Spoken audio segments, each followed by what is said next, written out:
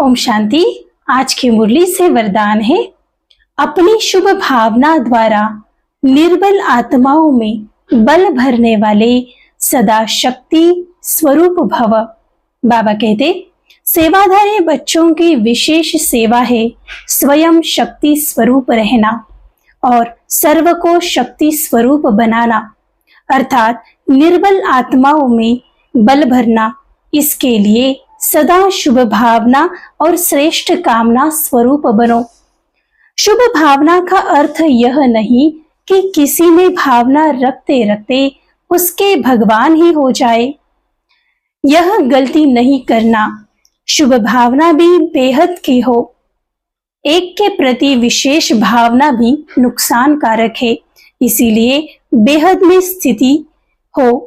निर्बल को अपनी प्राप्त हुई शक्तियों के आधार से शक्ति स्वरूप बनाओ। ओम शांति।